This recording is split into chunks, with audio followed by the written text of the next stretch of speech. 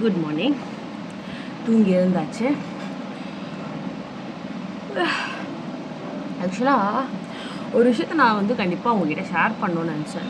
என்னன்னு பார்த்தீங்கன்னா, முன்னாடிலாம் வந்து நான் கண்டென்ட் வீடியோ போட்டு லைக் இந்த மாதிரி விலாக்லாம் நான் முன்னாடி பண்ணதில்லை. முன்னாடி ஸ்டார்டிங்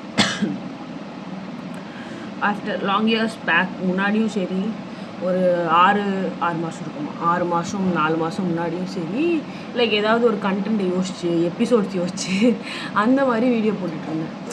பட் அப்போ அதோட ரெஸ்பான்ஸ் பார்த்திங்கன்னா ரொம்பவே கம்மியாக இருந்தது. பட் ஆனால் இப்போ ரீசெண்ட் டேஸில் எனக்கு கிடைக்கிறவங்களோட ரெஸ்பான்ஸ்லாம் வந்து ரொம்ப இமீடியட்டாக கிடைக்குது.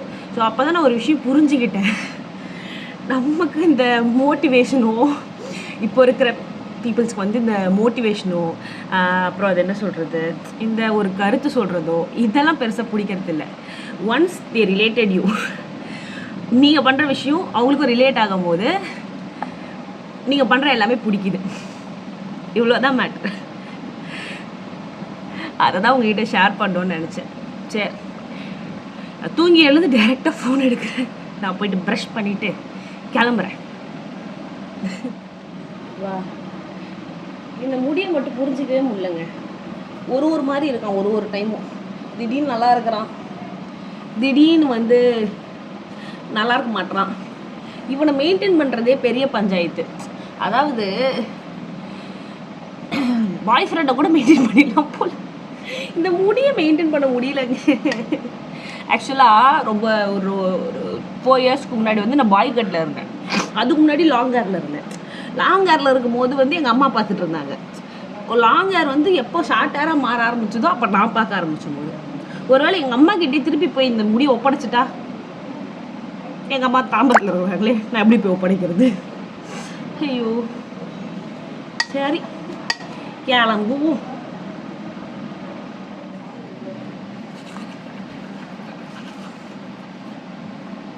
நம்ம போயிட்டு லஞ்ச் பேக் பண்ணிட்டு வந்து குளிச்சிருவோம்.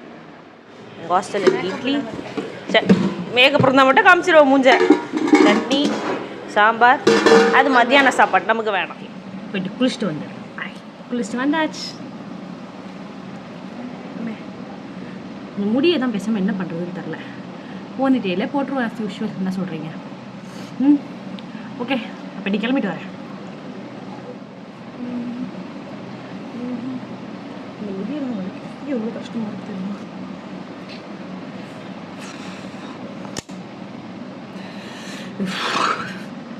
முடியல, செட் பண்ணிட்டு வரேன். ஃபைனலி டன், முடிஞ்சிச்சு.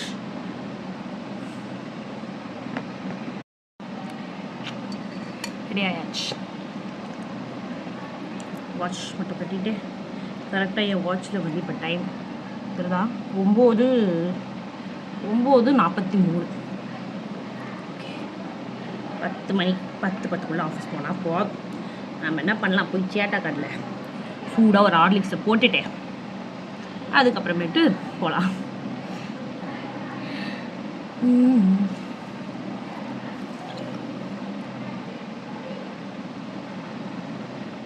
அவ்வளோதான், கிளம்பியாச்சு. லஞ்ச் பேக் பண்ணியாச்சு, போயிட வேண்டியது ஆஃபீஸ்க்கு.